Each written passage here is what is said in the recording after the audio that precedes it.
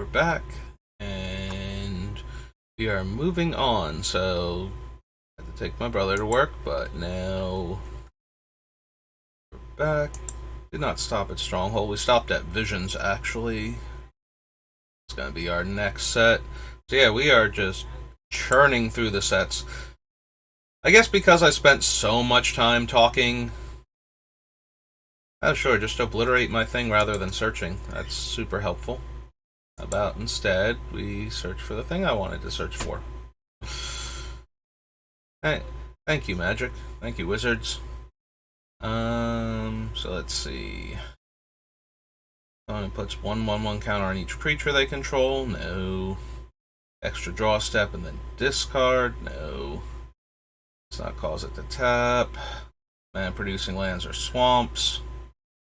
First strike. Chimera text. Put into a graveyard from play, pay 1 life, and return it to your hand at end of turn. Return 2 forests you control to owner's hand or sacrifice it. Each player may play spells and abilities only during their turn.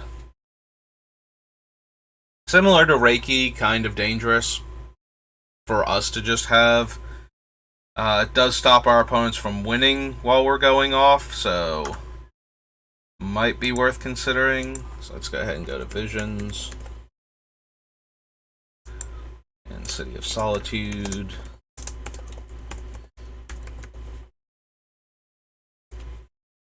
To the list. Coercion, Karu lands, artifact, land, or enchantment.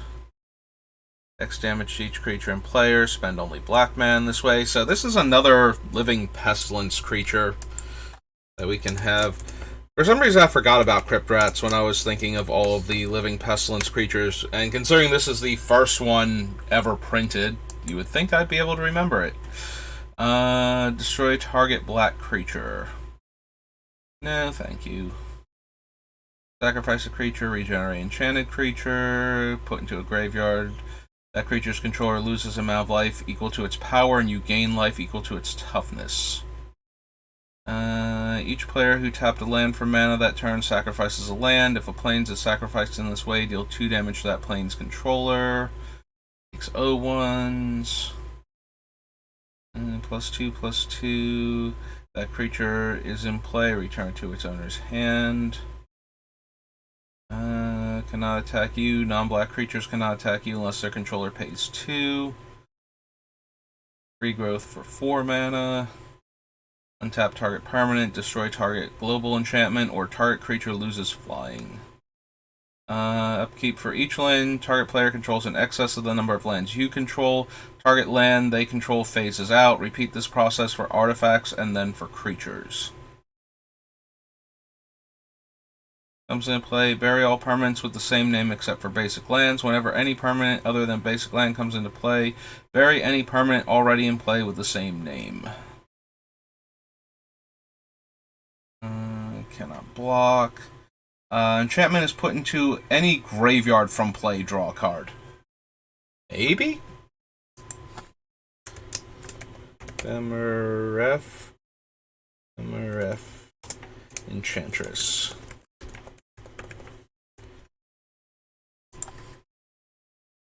+1/+1 until end of turn.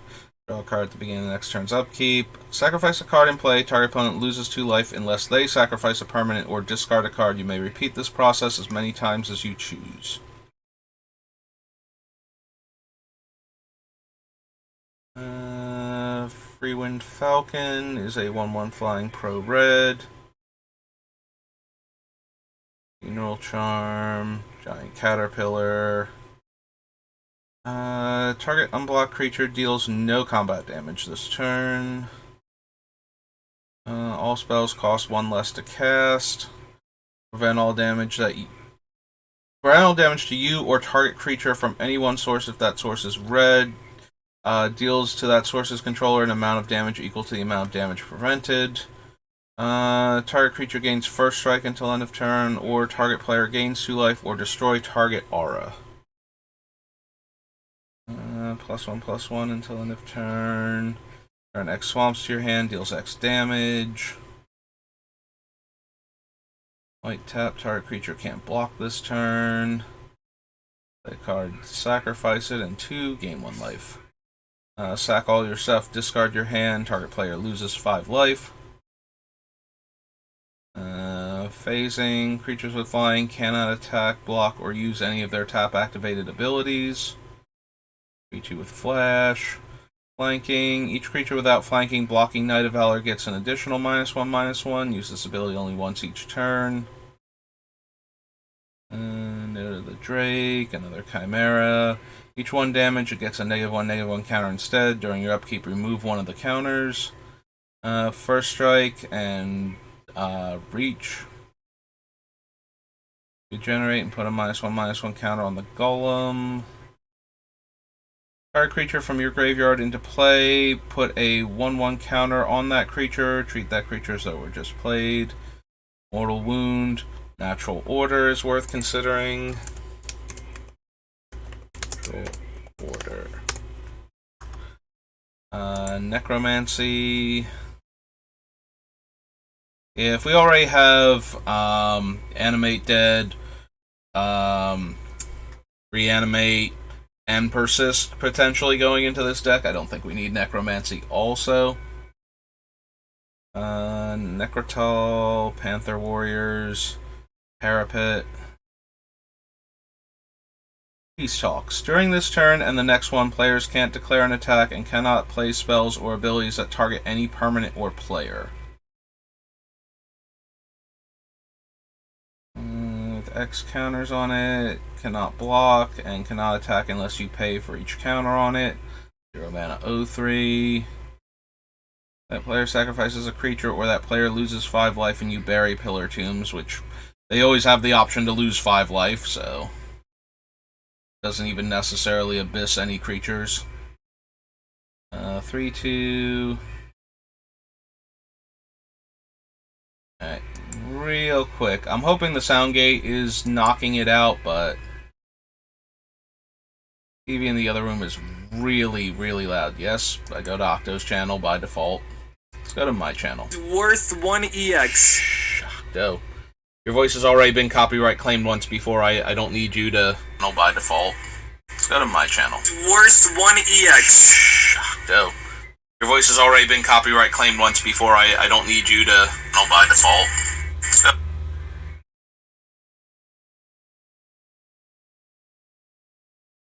to my channel. Worth 1 EX. Octo. Your voice has already been copyright claimed once before. I don't need. I don't appreciate that it. Oh, it cycled back through. Right, it's picking up from my microphone, which is why it was so shrill in my ears. Okay, didn't hear anything else going on in the background, though, so that's good.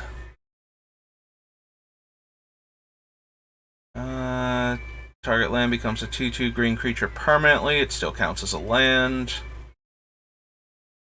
Didn't skip past anything. Alright, we have Python, Quicksand. Okay. Don't need Quirion Ranger, Relic Ward. Enchanted Artifact cannot be the target of spells or effects. Prevent up to 5 damage to any number of creatures and or players. Sacrifice Resistance Fire. Target creature deals no combat damage this turn. Bury all creatures with power 4 or greater. Pay 2 life. Prevent all damage to you from any one source. All white creatures you control gain protection from black, and all black creatures gain pro-white.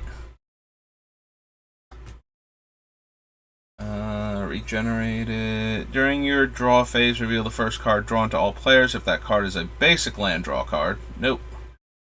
Each player skips their untap step. Beginning of each player's turn, untap each tapped artifact, creature, and land they control, and tap all of their untapped things at the same time. Protection from black. Taps for 2 mana. Makes a bunch of snakes. As an instant, +0/+3 in reach. Sack lands for mana. Turn a green creature to owner's hand. Summer Bloom. +1/+3 in white. Return it to. Or no, return an enchanted creature to owner's hand. Assassin makes poison counters. Target spell ability, sacrifice it. Flanking and can phase out. Puzzle box.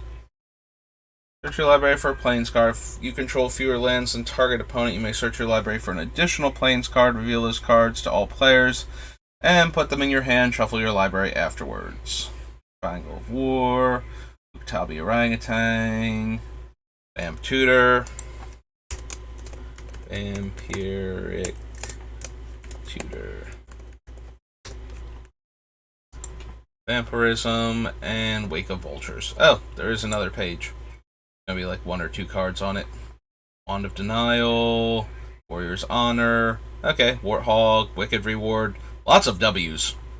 Way more W's than I thought. With flying, get -2/-2 and lose flying. Flanking, redirect 1 damage from Crusader to target creature or player. Lots of W's. Alright, so that was Visions. And that brings us to War of the Spark. Okay.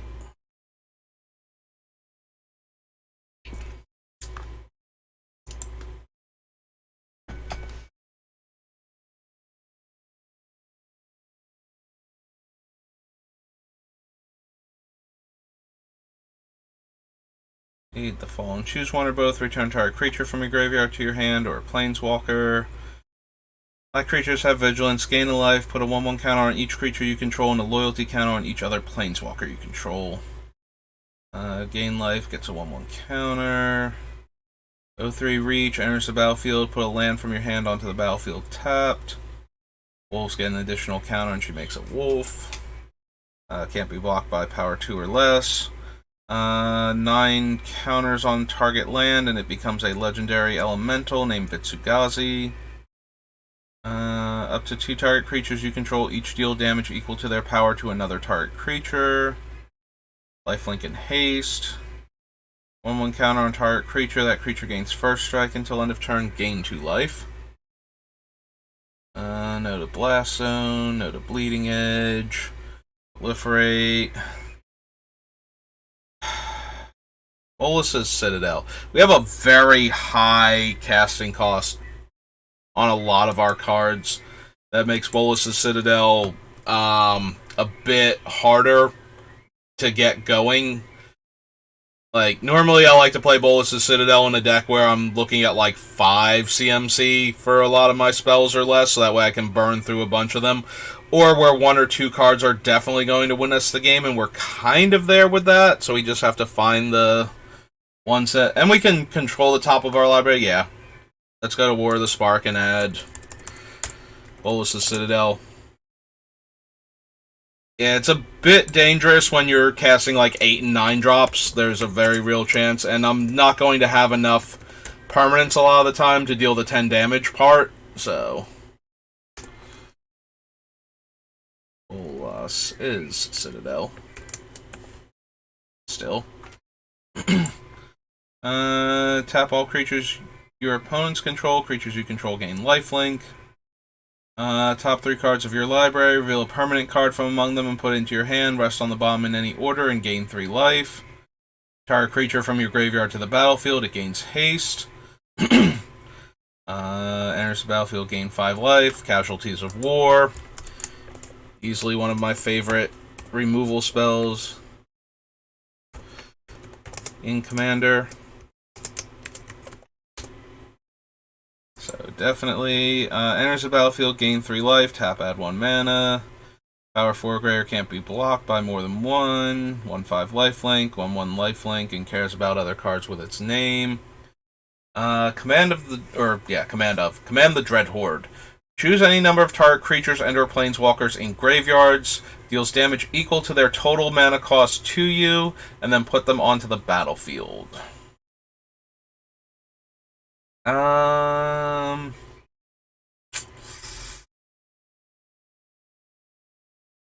So on the one hand, it's a 6-drop that deals a ton of damage to us, and we just put one of those in the deck.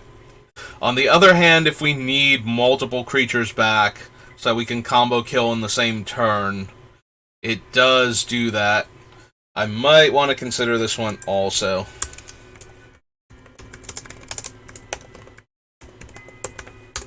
We'll at least think about it. +1/+1 counter target creature proliferate. Or another creature or planeswalker you control dies, each opponent loses 1 life and you gain 1 life. So, another Aristocrats card. No. No. Destroy target creature, search your library for a land, put it on the battlefield tapped. +1/+0, draw a card. 4 target cards in your graveyard. If you control Bolas, return them to your hand. Otherwise, an opponent chooses to. Leave the chosen cards in your graveyard and put the rest into your hand, and then exile Deliver unto Evil. Permanent cost with mana, or permanent with mana cost 4 or greater. +2/+2 and flying, gain 2 life. 4 damage to target attacking or blocking creature. Makes a 1/1 or boost that 1/1 every turn. Counters on it. 4 greater. You may cast spells as though they had flash this turn. Flying. Enters the battlefield tapped. Pay 3 mana to get back a dead creature. Landfall proliferate. Search your library and/or graveyard for a creature with converted mana cost X or less and put it onto the battlefield. If you search your library this way, shuffle it. If X is 10 or more creatures you control, get +X/+X and gain haste until end of turn. So it can tutor for our stuff, and it can just outright win the game if we have infinite mana and a creature that can attack. Although it doesn't give trample, right? It just gives haste, so it's not quite overrun. You know, whatchamacallit, Craterhoof Behemoth type card. So maybe not. It does tutor it directly into play, though, and some of our combo pieces are relatively cheap, so... It doesn't have to be a green creature. Alright, we'll add it to the list of Devastation.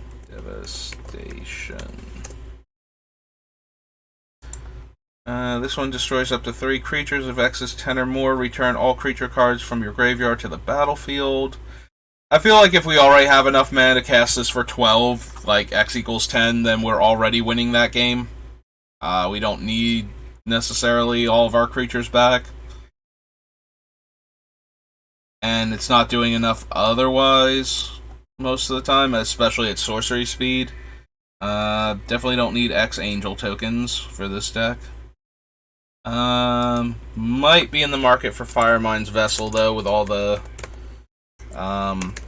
mana requirements of this deck. Forced Landing. Put target creature with flying on the battlefield. With flying on the bottom of its owner's... Yeah, onto the battlefield. On the bottom of its owner's library. Growth. Gideon.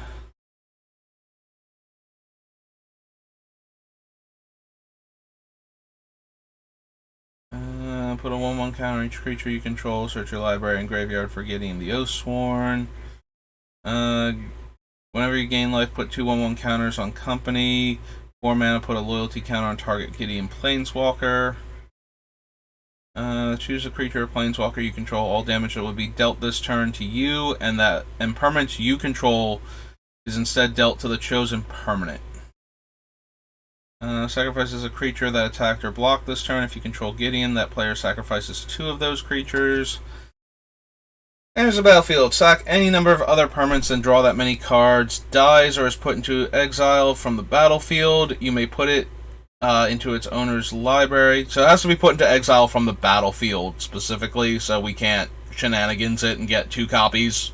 You know, the token copy that's an enchantment, and have another Bantu coming up, or, you know, Oketra or Ronus at that point.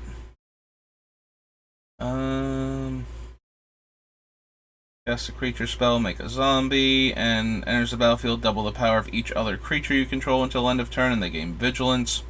Yeah, I don't think we need any of the God Eternals for this deck. Opponent's cast costs 2 more. Beginning of your end step, each opponent loses 1 life. Deals combat damage, proliferate. Add 2 mana. Herald. Assigns combat damage equal to its toughness. Gain life equal to the greatest toughness you control. Enters the battlefield, proliferate. For up to 2 planeswalker cards, reveal them and put them in your hand and then shuffle.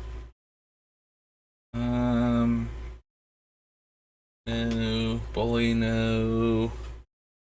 No. Can't be activated. One target creature. Target non-artifact creature becomes a creature, and the -2 gets a card from outside the game or an exile. It has to be an artifact card specifically, so we could only get back artifact creatures that we're losing this way.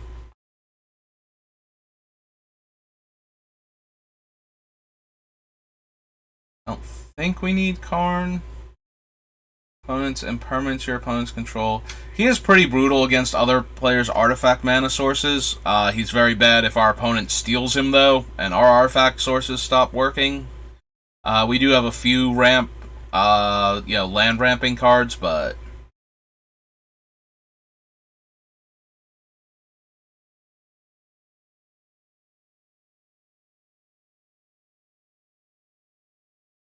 I might consider him, though, just to slow our opponents down, stop us from losing the game. The Great Creator.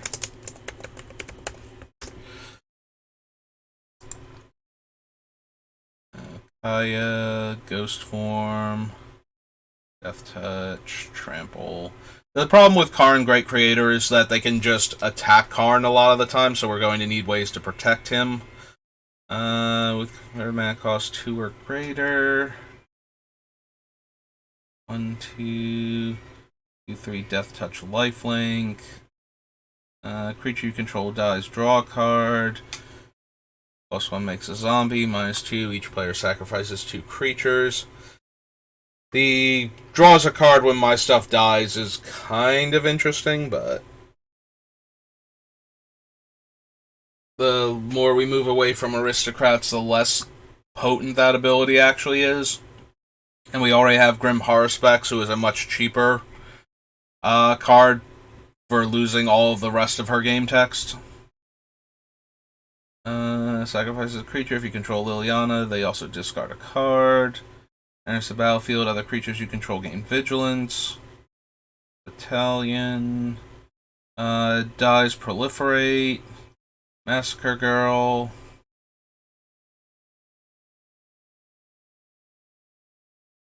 Mowu. Horizons. Nisa. So it makes my forest tap for extra green. 3 counters on up to 1 target non-creature land I control. Untap it, it becomes a 0/0 elemental. You control have indestructible. Search your library for any number of forests and put them onto the battlefield. Tap, then shuffle. For up to 2 basic forests, if you control Nisa, instead search them for 3. Reveal those cards and put them in your hand.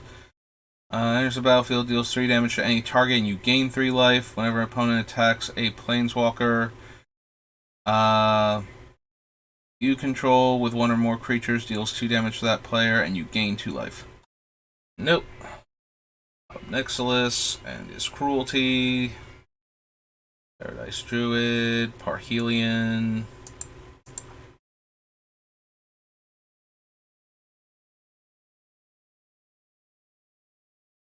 Lane-wide Celebration. Choose 4. You can choose the same each time. Turn a permanent card from your graveyard to your hand. Proliferate, gain 4 life.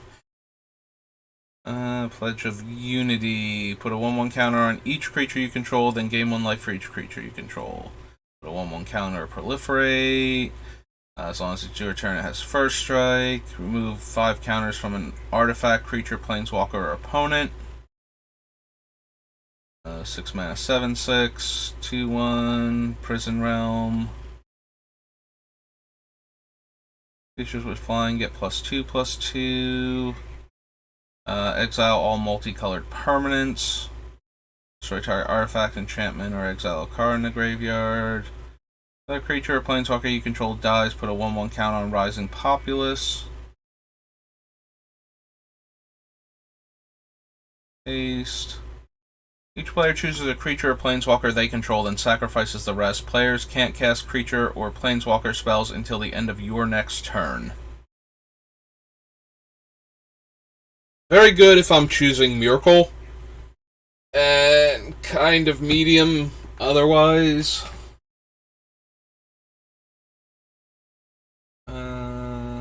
As long as it's your turn, creatures and planeswalkers you control have lifelink. Deals 1 damage to target player or planeswalker.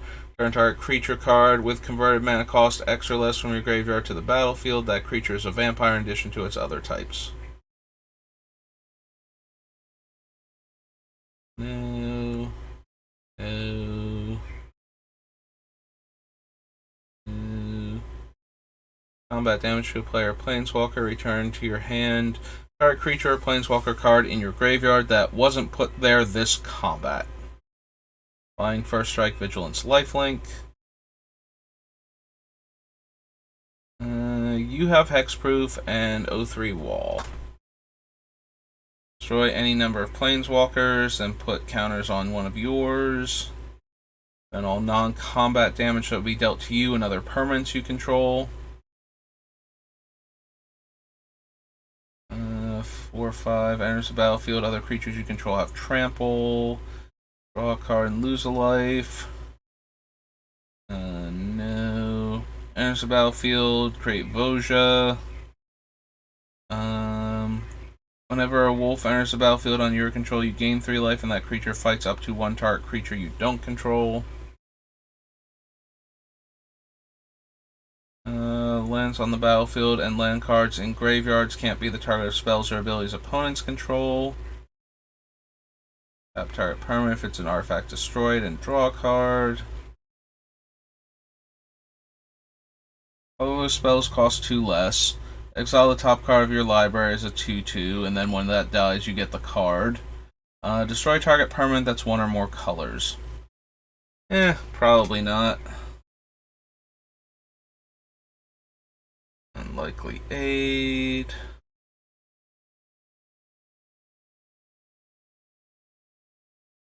Loses 2 life and you gain 2 life. I guess that's a more efficient, although it doesn't. This one requires black mana, the other one only required colorless, so I guess we'll stick with the colorless one. Because being more efficient doesn't matter if you have infinite mana, and it's so inefficient to begin with on either of them that I don't really care. Cast creatures so they had flash until end of turn. Up to 1 target creature gains vigilance and reach. Look at the top 3 cards of your library. Exile 1 face down and put the rest on the bottom of your library in any order. For as long as that card remains exiled, you may look at it and you may cast it if it's a creature card.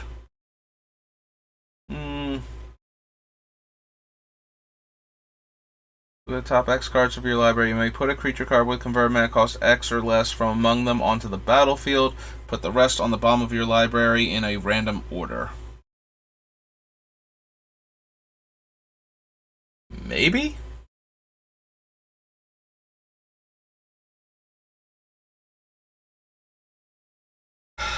It's not quite a tutor, and it does make me have to discard cards to do it.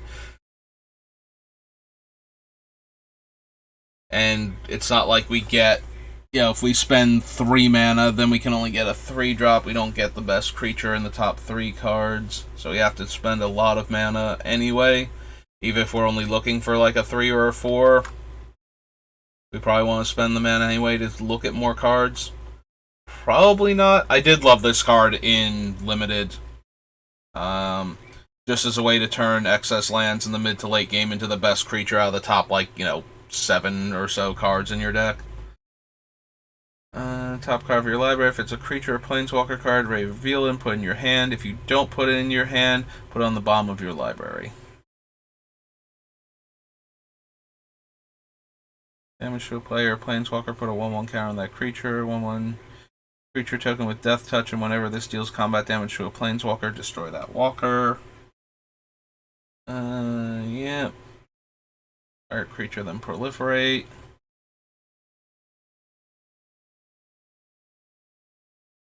Creatures get +1/+1, and hexproof. So nothing interesting there. With the spark done. W. Weatherlight.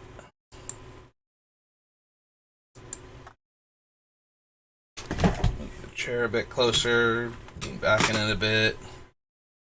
Until end of turn, target player cannot play spells. Cannot play specifically instance interrupts or sorceries, or abilities requiring an activation cost, and you draw a card. What is the actual wording on Abeyance now? Until end of turn, target player can't cast instants and sorceries.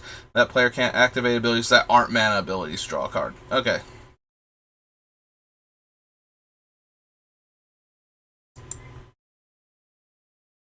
-1/-1 counter on that thing.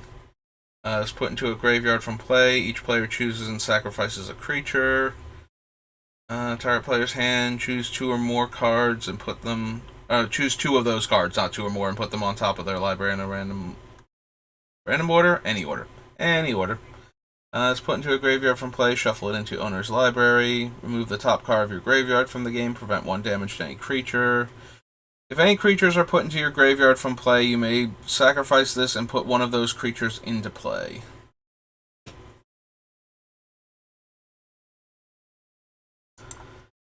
What's the current wording on this? Whenever a creature is put into your graveyard from the battlefield, you may sacrifice Angelic Renewal. If you do, return that card to the battlefield. And it is whenever a creature is put into a graveyard from play, put into your graveyard from play, you may sacrifice it, return that card. Dies under another player's control. If multiple creatures are put into a graveyard at once, triggers multiple times, but can only be sacrificed once and only brings back that one creature. Battlefield, before its trigger ability resolves, you won't be able to sacrifice it, and the creature can't be returned to the battlefield. An AMA permanent that's not normally a creature is put into a graveyard from the battlefield, return that card to the battlefield. But token, you can sacrifice it, but then nothing will happen. Yep.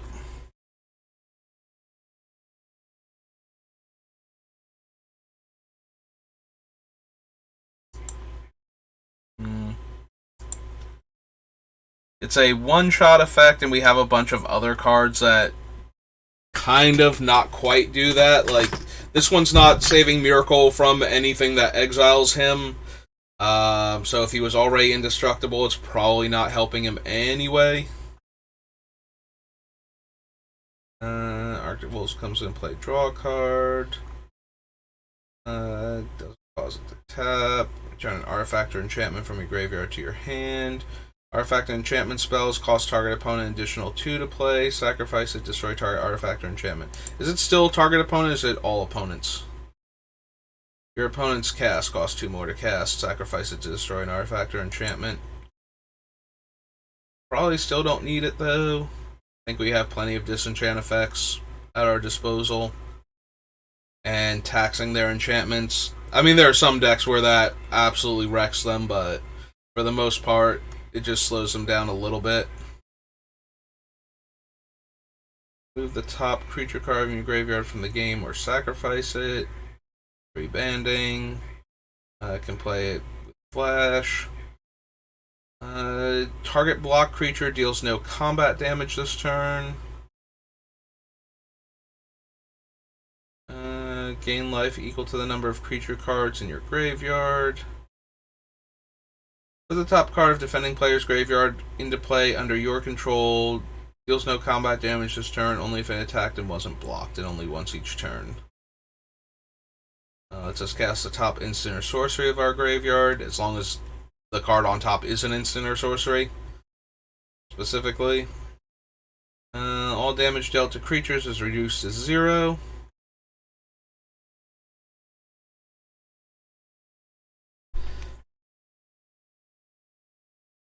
That one's mildly interesting for the living pestilence creatures, because then they won't ever take the damage, but then we're also not killing any of the problematic creatures on the opponent's side of the table either, so I did not consider this as an option before. All damage dealt to creatures is reduced to 0. Seems kind of dangerous relative to what benefit we would get out of it. Like, this seems better in a go wide strategy where all of the damage based board wipes stop working also, and by having more creatures, all of the damage dealt to them is reduced to 0. So unless the opponent has very large trampling creatures or enough evasion, they're never going to deal damage through your wall of 1/1s that never die. And if you have enough of them, even trample doesn't matter, because they won't take the trample damage, and if there's enough of them, you won't take there won't be any overflow, rather, for you to take. There, figured it out. Managed to get that sentence together. Good job. Round of applause. I don't know if my golf clap is loud enough to get past the sound gate. It might be. Top card of your library to all players. If that card is a creature, put into play. Otherwise, mill that card. Pretty sure it mills it now, not buries it. Put it into your graveyard. Yep, same functional.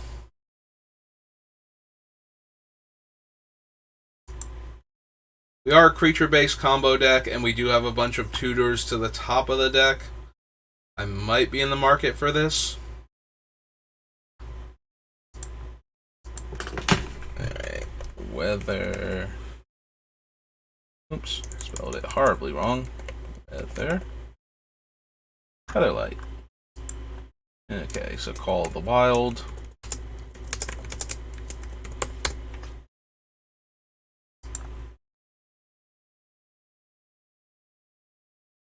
Cooking Vines, Circling Vultures, Bed of Loyalty,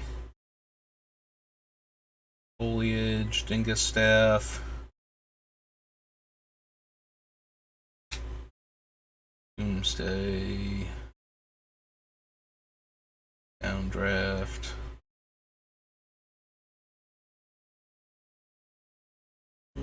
Protection from Black.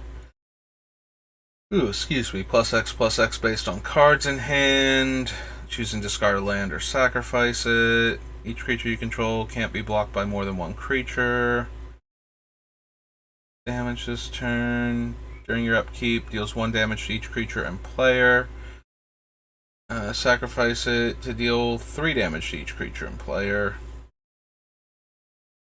2/2 flying that pings us. May block 2 creatures each combat. Sacrifice a forest gets +2 gets a +2/+2 counter on it. Only a fungus elemental came into play this turn.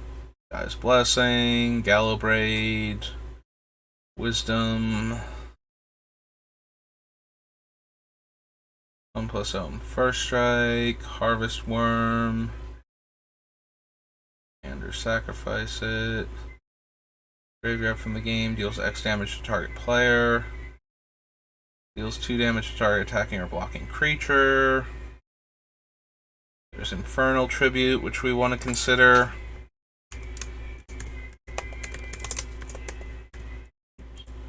Tribute. 2 life. All damage dealt to creatures you control is reduced to 0. Untap all creatures defending player controls. Cannot be blocked by creatures with power 3 or greater. Sacrifice to prevent all damage to enchanted creature from one source. Dies, everybody gets to make squirrels. Tap a creature you control, +1/+1 until end of turn. Tap all forests. More copies. Any land target opponent controls is tapped for mana. Tap all lands they control that can produce any type of mana that land can produce. Tap target creature blocking Master of Arms. There's Mind Stone, which we will consider. If you're wondering about Master of Arms, when it was printed, tapped blockers didn't deal damage. So his ability was actually very relevant. Now it's one of the most weird, why would you ever care about this abilities printed on a creature? So put into a graveyard from play, remove it from the game, then put the top creature card from your graveyard into play.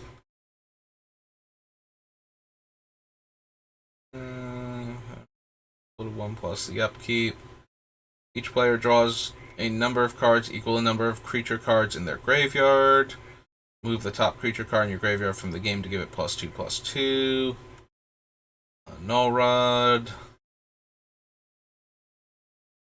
During your upkeep, pay white and 1 or bury Peacekeeper. Creatures cannot attack.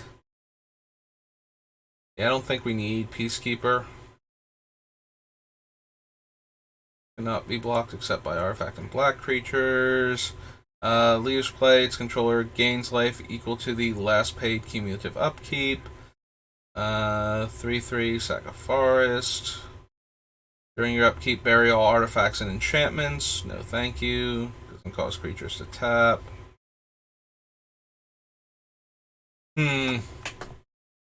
It's awfully slow, though, the Serrated Basilian.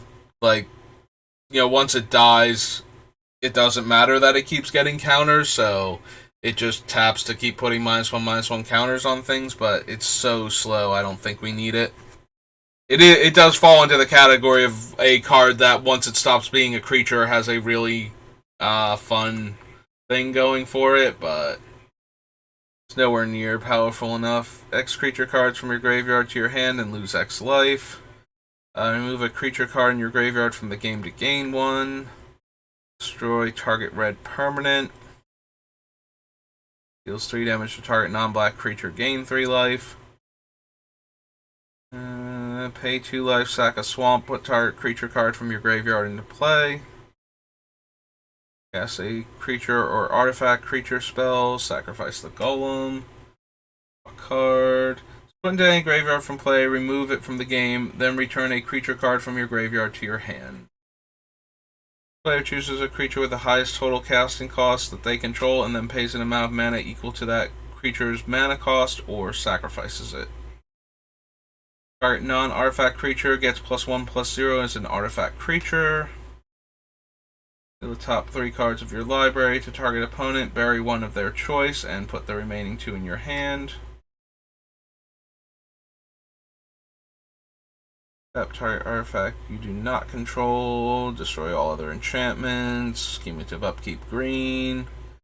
Target opponent chooses and sacrifices a number of creatures they control equal to the number of creatures put into your graveyard from play so far this turn.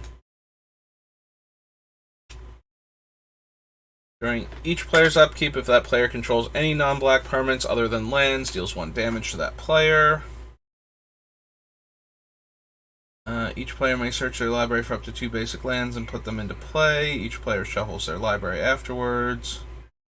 Taps creatures, banding, and cumulative upkeep 1. Beginning of your upkeep, bury each creature with casting cost equal to Wave of Terror's last paid upkeep. Pay 2 during... Any player may pay 2 during their draw phase to draw a card. Players may use this ability as many times as they choose. Tap, add 1 or 2 tap. You can play creatures, so they had flash this turn. Comes an 8/8 Trampler, and top card of your graveyard from the game to regenerate.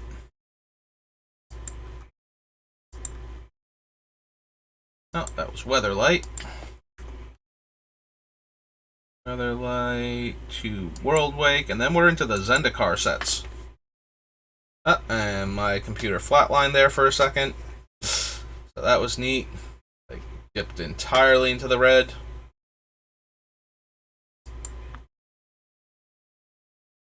I want to search for cards from Worldwake. I don't think that necessitates that sort of reaction, computer.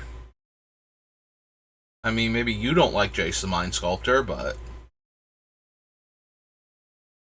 can't win the game, opponents can't lose the game. I don't think I want the enchantment version of that hanging around. That seems unnecessary. Under your control, exile target non-land permanent other than the Admonition Angel, and then when it leaves the battlefield, everybody gets their stuff back. Opponent's graveyard onto the battlefield under your control if its CMC is less than or equal to the number of allies you have. Don't care about Amulet. Kills non-vampires. Taps a forest. Battlefield under your control, you may gain life equal to that creature's power. Avenger of Zendikar. Basilisk Collar.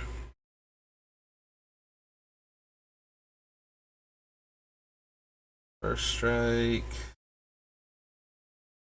Snake Token. Wolf and Elephant. Jukabog.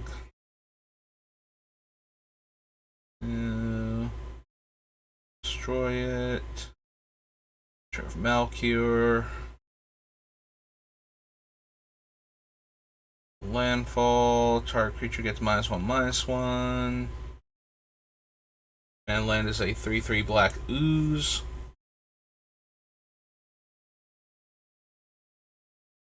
And put target creature card from your graveyard on top of your library. Dead Reckoning deals damage equal to that card's power to target creature. Death Shadow, Dread Statuary, Everflowing Chalice, most likely. Worldwake.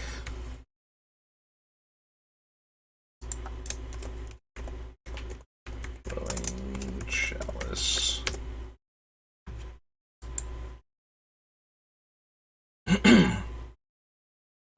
Explore, Eye of Ugin, Barrel Contest, Landfall, gains Flying. It's a 2-mana 2/2, Multi-Kicker, Reach. No, no, no. Still no. Deals combat damage to a player, destroy target equipment. No. X is the number of allies. No. Takes 2 soldier allies. Other elves you control get +1/+1 for each time it was kicked. Or another vampire you control is put into a graveyard. You pay black and drain 2. White Sail, Apprentice, Firewalker. Enters the battlefield. You gain 2 life for each time it was kicked. +1/+2 if you have a forest. That guy. No.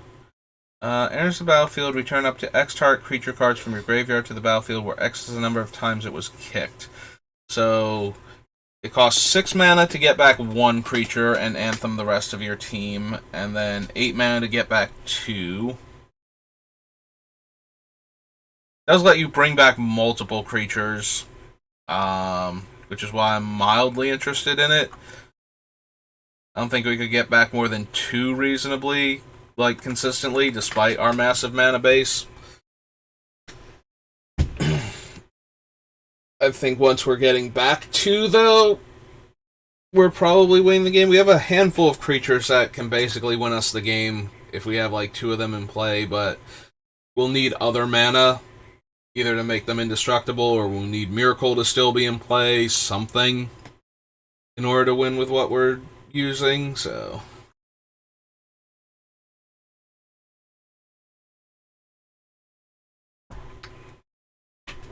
I don't know. Probably not.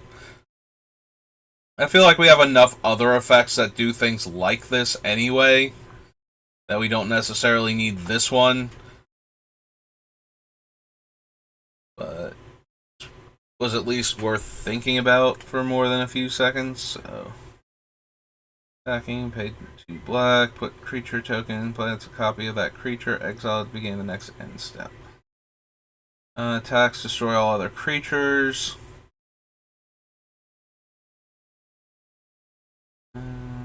Control with defender blocks, you gain 2 life.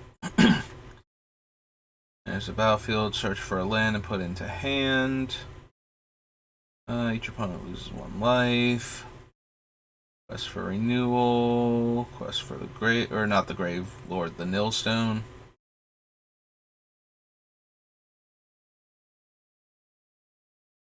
It's a boomerang. Fraction trap. Only cast a red instant or sorcery this turn. Cost white instead. Prevent the next 3 damage that a source of your choice would deal to you and or permanents you control this turn. Damage is prevented this way. Deals that much damage to target creature or player. And fall gain 8 life. White tap, exile target land you control, then return to the battlefield. Ruthless Coalblade. So top card, if it's a land, you gain 1 life. Landfall, untap them. Landfall, pay 2, draw a card. Combat damage to a player. If you control an island, draw a card. Flying is attacking and pay green. Destroy target attacking creature with flying.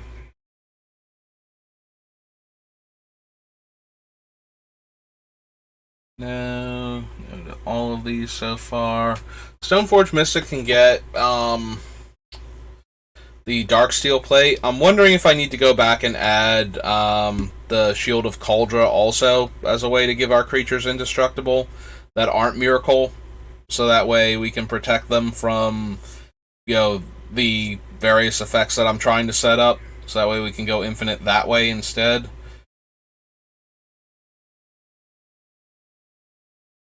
I still don't know that we need Stoneforge, though, even if we're going to do that. Also, we kind of need, 2 different creatures in a lot of cases to be indestructible, so I don't know how viable that is either.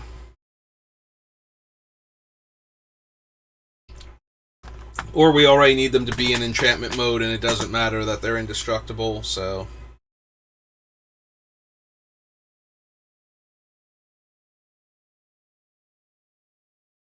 Hands are indestructible. -2. Fire matters. Land becomes an XX, where X is the number of allies. It's still a land. +1/+1. Untap it. Tap, put a land from our hand onto the battlefield. And Wolfbriar Elemental. So, what was the one I was hemming and hawing over that was near the top of this list? I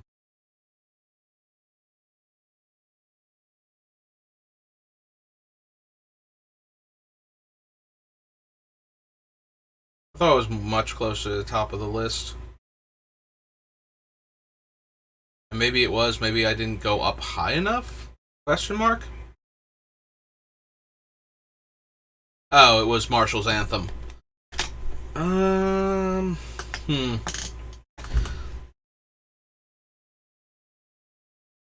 So, in order to get back 2 creatures, we need 4 white and 4.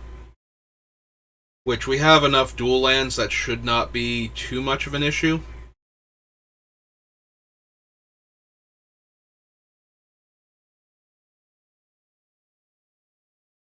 Yeah, we don't really filter for white mana is a minor issue.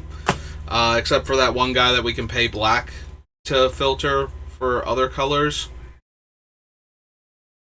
Assuming that card even makes it into the deck.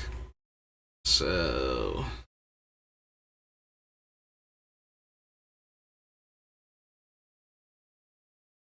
I guess I'll write it down just in case I want to use it.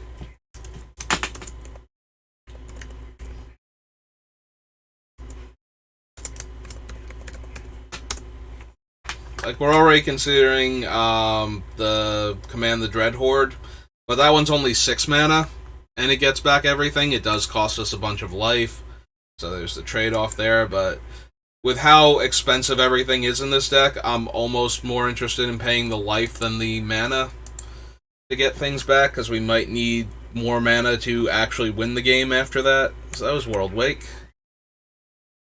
We are now on the first Zendikar set.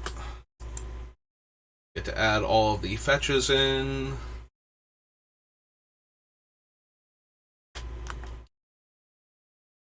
Venturing Gear.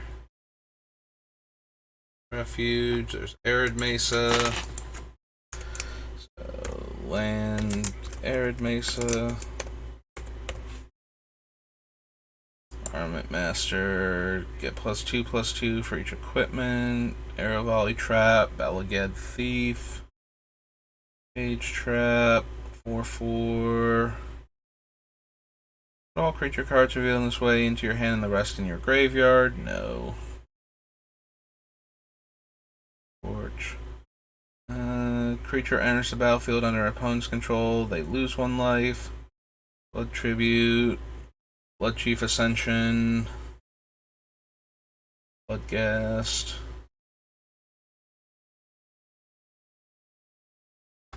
Choose a color. White creatures you control gain protection from the chosen color until end of turn. So Brave the Elements can protect Myrkul from the color of our choice with this for 1 white mana.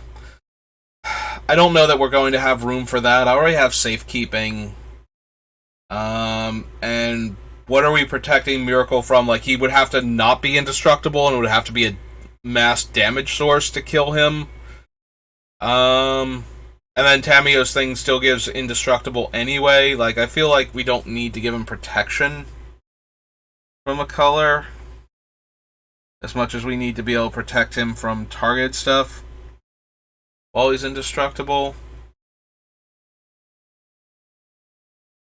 Like, this isn't protecting him from a Wrath if he's not indestructible, and Tamiyo's safekeeping is, so I'm more inclined to run that. And I don't think we have room for too many of these things, so... Sack a creature, draw a card. +3/+3, and deals combat damage. You double your life total. 6/1/1s. If you cast it with Kicker, you get 12. Crypt of Agademe, Crypt Ripper, Dodge. Destroy target lands, controller discards a card. Pro black, enters the battlefield, exile target black permanent. Yeah, it's not up to 1, and choose triple white, so... Landfall makes a 1/1. If you control 7 or more planes, you may return a creature from your graveyard to the battlefield. Where X is your life total, and then landfall, you go back to that number. Expedition map. Scope. Feast of Blood. Eldar Sovereign. Search your library for a basic land card and put it onto the battlefield tap, then shuffle. Gatekeeper of Malakir. Yeah, basically no to all of these.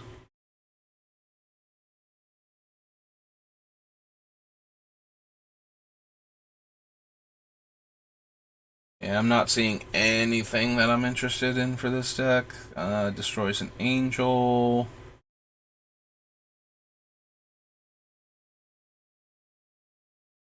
Pretty sure Iona's banned in Commander, now that I'm thinking about it. Like, I'm looking at her and it's like, wait, isn't she banned? Because I'm pretty sure she's banned. Yep, there it is, banned in Commander. So, oops, too far. There we go. And shrink it back down. And we're only a few cards too high. So there's Iona again. Creatures gain vigilance until end of turn. Journey to nowhere. Battlefield on your control, choose a color. Allies you control gain protection from that color. Original Kalitas. First strike vigilance and gets counters. Bounces 2 lands. Remove 3 counters from it. Search your library for up to 2 basic land cards and put them onto the battlefield tapped, then shuffle. Search your library for a plains card, put it on the battlefield tapped. If the green ones weren't already more mana efficient, because this one would let us get, one of our dual lands into play by searching for a plains rather. It's only 1 more mana than some of the other ones, but the one can get any forest, the Wood Elves, and then the other one, Farhaven Elf, gets a basic. And so is Yavimaya Granger, but they're both just 1 mana more efficient than him, so... Equipped as Double Strike, comes in play, taps a dude. There's a battlefield, you may attach target equipment to target creature you control. Just kick, destroy an artifact or enchantment, bounces a permanent. Gain 2 life for each plains.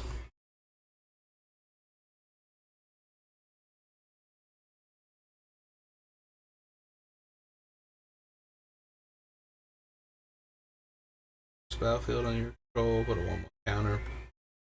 Yeah, I'm still kind of thinking Luminarch Ascension. Luminarch Ascension is one of those cards that winds up in a bunch of my decks because if you play it turn 2, it's very easy to suddenly make a handful of angels on turn 3, and if you you make one angel on turn 3, and maybe you get to make like 2 more on the following turn, and then it tends to die, and then your angels tend to die, and then everybody's kind of mad at you for having the audacity to play this card on turn 2. But, aside from that, very potent card. Once it resolves, it tends to become all about getting that off of the table before everybody loses. There's Marsh Flats.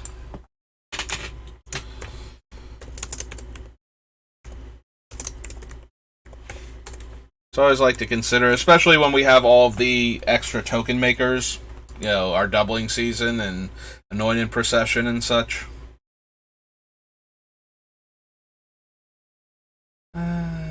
Dealt damage, destroy it. Misty Rainforest goes on the land list. Oops.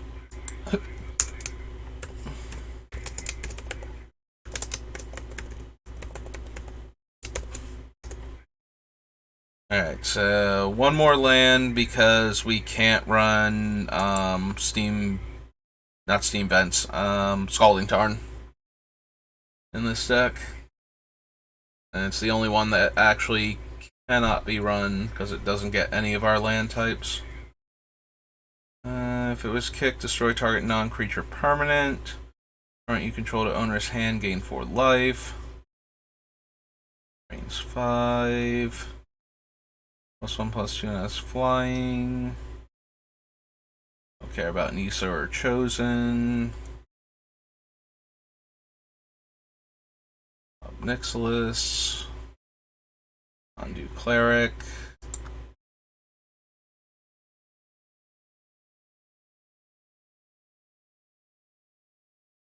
There's Oracle, which I will absolutely consider. Oops. Moldaya. Ornreef Recluse. Survivalist.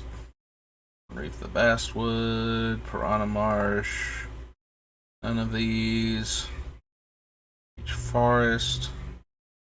Deals combat damage. Put 4 counters. There's Quest for the Gravelord. Quest for the Holy Relic.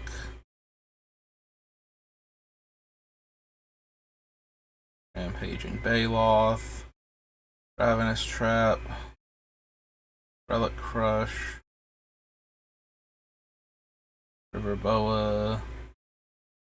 Scalding Tarn. Scoop Mob.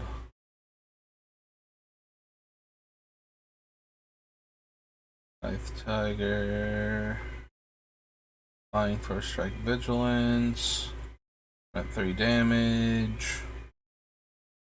Sword Markov. I mean, most of our things go infinite. We don't actually need Sorin to kill our opponents, so.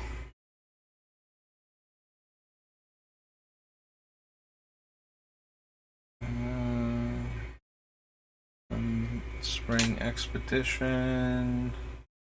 Sarkar. Archer. And all combat damage. Terra Stomper. Landfall.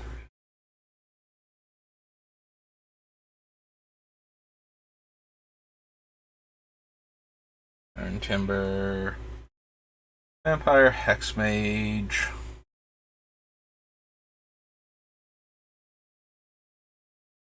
Flying Death Touch and Lifelink. 3+0 if it's a vampire. Oh no, if vampire was kicked, that creature gains lifelink. There's Verdant Catacombs.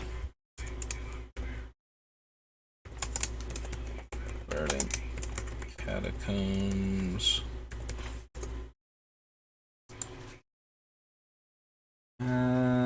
Can't be a target spells or abilities your opponents control. If it was kicked, it gets +4/+4.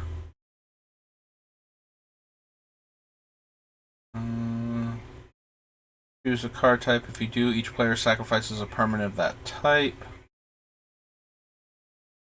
And 3/3 Fire Swap. Alright, so that was the first Zendikar set. Now we get to go back and do one of the other ones. So, edition, Rising.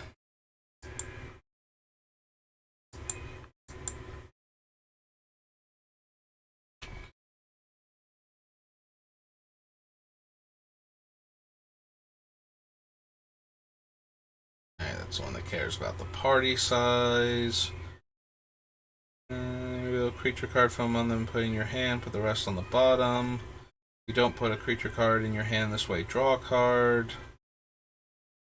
Return from your graveyard to the battlefield any number of target creatures that each have a different converted mana cost X or less. Alright, so onward to the other Zendikar. Battle for Zendikar, no. Zendikar Rising. Agadeem's Awakening.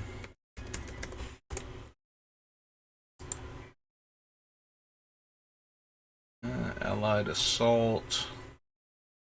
Number of creatures in your party. Play lands from the graveyard, and landfall triggers twice. Creature you control deals combat damage to a player. You and that player gain that much life. If you have 15 or more life greater than your starting total, each player dealt damage by it loses the game. You control gains indestructible. Each player can't cast more than one spell each turn. Non-basic lands opponents control enter the battlefield tapped. Beginning of combat on your turn. If you have a full party, target creature gets +1/+1 and gains flying. All of my creatures are forests, and she has power and toughness equal to number of lands I control. Another target cleric gains lifelink.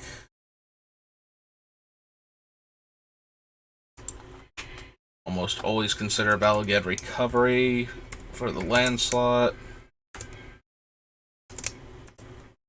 Balagad Recovery. Might not have room for it though, because I want a certain number of basic lands for all of our searchers that can get basic lands to our into play. So Sakura Tribe Elder, Farhaven Elf, and Yawamaya Granger if they make it in. But we'll figure that out after we figure out which ones of those are staying in and how many basic lands we need to be able to find with them. 2 in your hand, the rest on the bottom of your library in any order, and lose 2 life.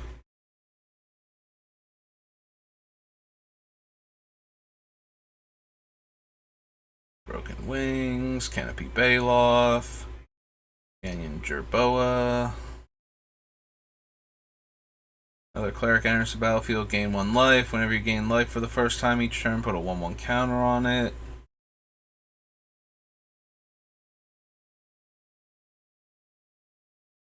Can't be countered, hexproof haste, and can come in with 4 extra counters.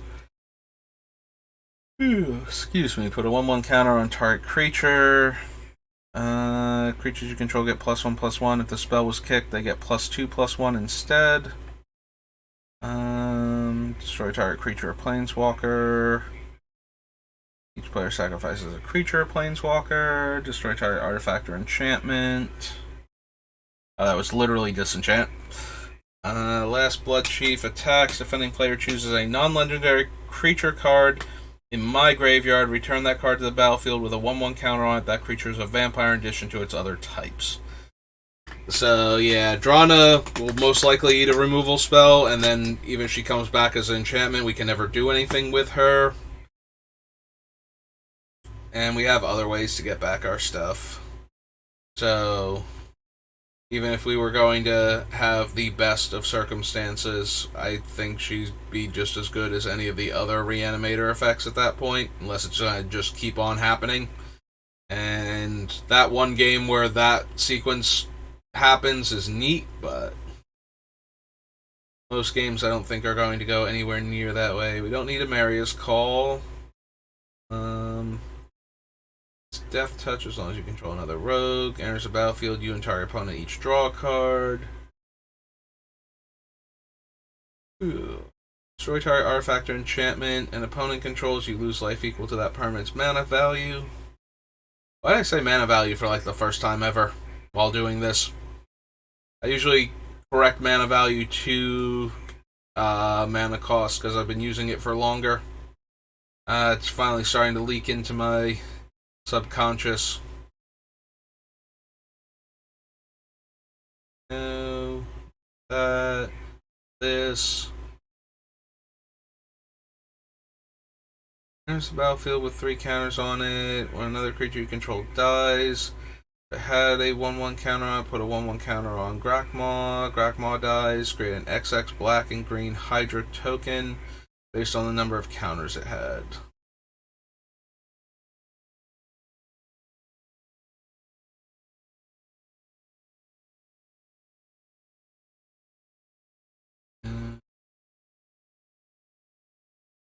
Well, 2/1/1 counters on target creature. Target player gains X life, where X is the greatest power among creatures they control. Target creature you control fights target creature you don't control. And this one was even less impressive. Your end step. Create a 1/1 green insect creature token for each 1/1 counter you put on creatures under your control this turn. It's a battlefield draw a card. Exiles a creature until it leaves play. Creatures you control get +1/+1. Oh no, target creature you control gets +1/+1 for each creature in your party. I'm gonna say, wait a minute, that doesn't sound right. For takedown, Kazandu Mammoth, Nectar Pot. Return up to 2 lands you controlled. Excuse me, to their owner's hand. Staring at the cards for too long and reading so much game text starts to put a lot of strain on my eyes, especially. And when that starts building up, for some reason I start yawning like I'm tired. Even though that's not really what's going on. It's more like the strain makes me want to go lie down for a little bit and have my eyes closed, so I start yawning reflexively. So no, I'm not bored searching for cool magic cards to add to a really fun commander deck. That's not going to stop my body from reacting like I'm exhausted. That comes into play. Picked it, tap 2 target creatures. Warriors you control have double strike, gain life. A 4/3 flyer that does nothing in Commander. It annoys me so much in Constructed. Like, how many times am I going to run into a player that has all 3 of these in their sideboard and manages to draw the 1 in their deck and just keep deploying them for the rest of the game with no way to tutor them? Just seems like there should be at least 2 of them in your deck, and then you can go get the other 2. But no, I keep running into people that have all 3 in their sideboard and keep drawing that 1 copy somehow and slamming it on turn 4. Copy target activated or triggered ability you control. You may choose new targets for the copy. Alright, instant or sorcery spell you control. If you copy Myrkul's triggered ability, he still has to exile the card, so copying it would just exile the card ahead of time and not give you another token. You can use it to copy permanent spells. I do love Lithoform Engine because I love doubling things, but I don't think this is the deck for it, sadly.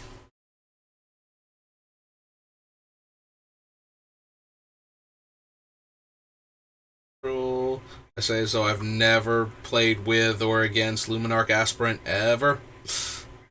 Yeah, I only play Standard to do my dailies, and I still, should know 100% what Luminarch Aspirant does.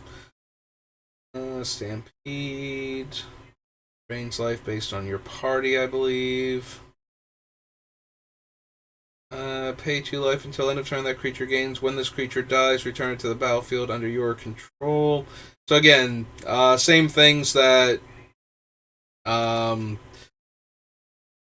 not getting anything extra out of this one, and we already have a bunch of the other spells, and I want room for a basic land, so I don't think we want Myrkul Rebirth in this one.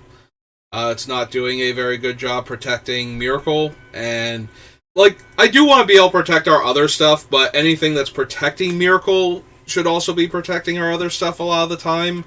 So I'm more concerned about how well does it protect Myrkul from things that we're not already protecting him from, and then if it happens to save our other stuff, good for it. Whenever you gain life, each opponent loses life. That's another one that goes infinite with our enchantment, and I don't want that to be what our deck is about.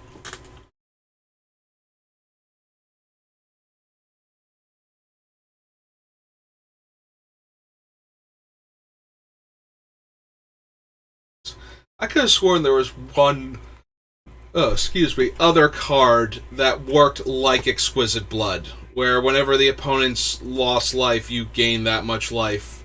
I could have sworn there was a second one that went infinite with all of the other things that function like Sanguine Bond. I'm kind of surprised that almost every single one of them is Sanguine Bond, and none of the other ones are Exquisite Blood so far that we've seen, unless I've misread one of them.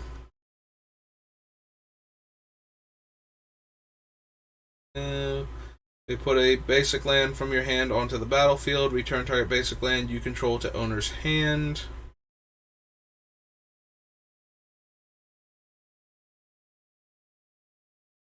Construct, binding. Sure. Cards in the graveyard +1/+0 menace. Flash flying, mills 2 cards. Alright. You see your text is too tiny for me right now.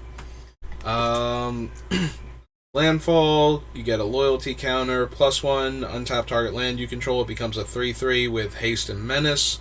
And -5, you may put a creature card with mana value less than or equal to the number of lands you control onto the battlefield from your hand or graveyard with 2 1/1 counters on it.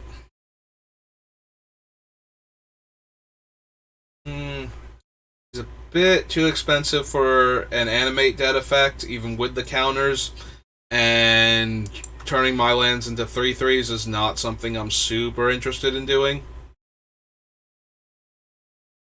4/4 elemental with haste, it's still land. Dies, return this card to. Or no, return the land to owner's hand. Null Priest of Oblivion.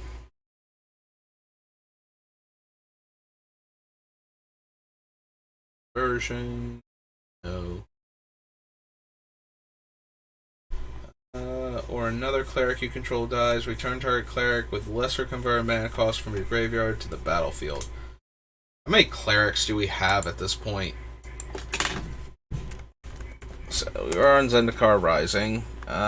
Glorious Protector.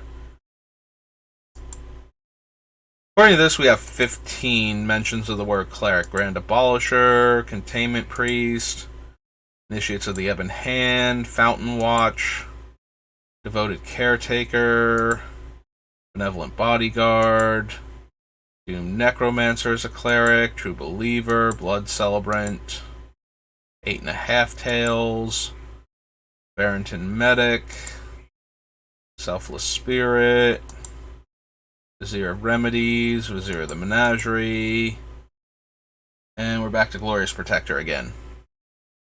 I don't think we need Aura then.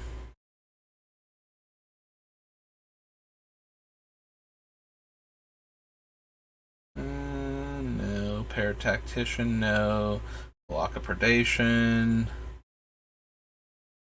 Practice Tactics. Pressure Point. Prowling Felidar.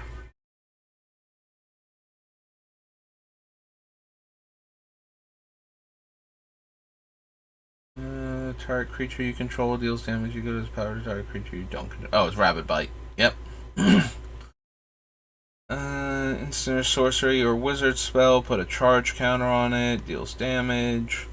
Cares about warriors, cares about cards in opponent's graveyard. As long as you control a cleric, has whenever a creature you control dies, each opponent loses 1 life and you gain 1 life. So perfect for aristocrats build, especially if we had jammed more clerics in here that do things like that. But +2/+2. If it's a warrior, you may attach an equipment to it. Sacks a land to get 2 lands from our 2 basic lands, put them into play tapped, and shuffle. So worst Harrow because they come into play tapped. And we didn't bother with Harrow, so we're not going to bother with that one. Count on Scion. If it was kicked, each player loses half their life rounded up. Power and toughness are equal to 20 minus the highest life total among players. Landfall makes a 1/1, or with enough lands makes a copy. +1/+1. Unless to cast for each creature in your party. Protection from the color of your choice. Death Touch. Deals combat damage to a player. That player mills 3. Exile all creatures and planeswalkers with CMC 3 or less from the battlefield and graveyards. Enters the battlefield, you gain 2 life for each creature in your party. Good old Skyclave Apparition. Enters the battlefield, gain 2 life. Skyclave Relic is worth considering. So we're done with clerics. We need Zendikar again.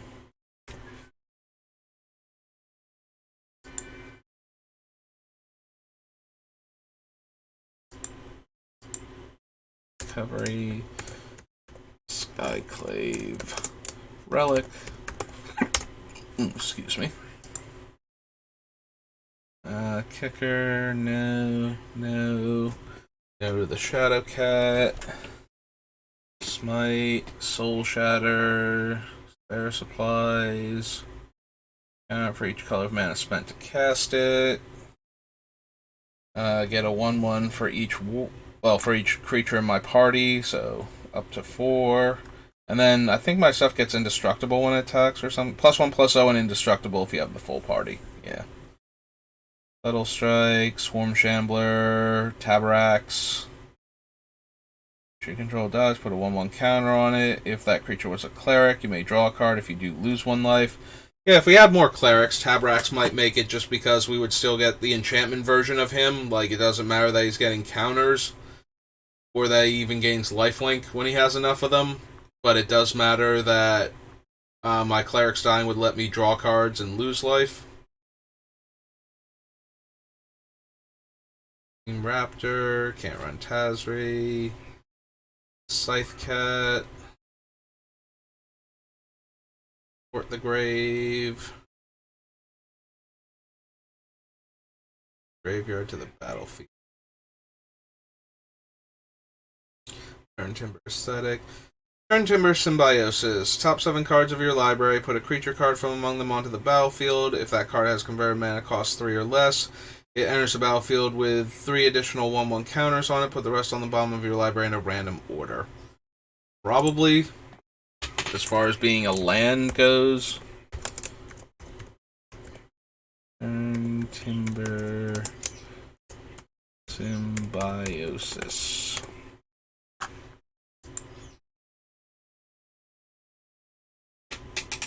Utility Knife, Vanquish the Weak, Fortification, Surge, Ticket, Vine Gecko. Enters the battlefield, search your library for a basic forest and a basic plains card, reveal them and put them into your hand, then shuffle your library. Players can't pay life or sacrifice non-land permanents to cast spells or activate abilities. Well, Yashrin, I was kind of interested in you for being able to tutor 2 lands to my hand, but I kind of need to be able to sacrifice my stuff. So I'm going to have to say no. If it were opponents, maybe. And the last thing are Resolve Consumption and the Blood Bog. Okay. Zendikar Rising. So now we need Zendikar Rising Commander.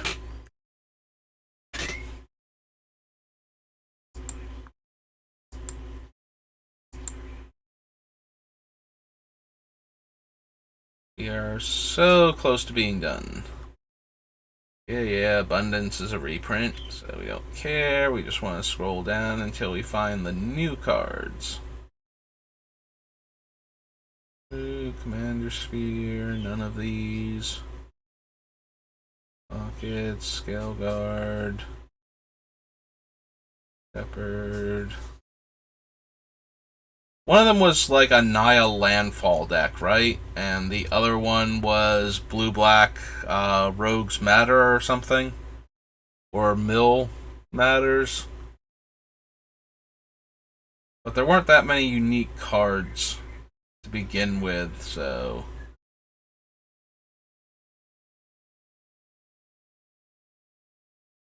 Artwork Croson Verge. Ultimate Artwork Myriad Landscape.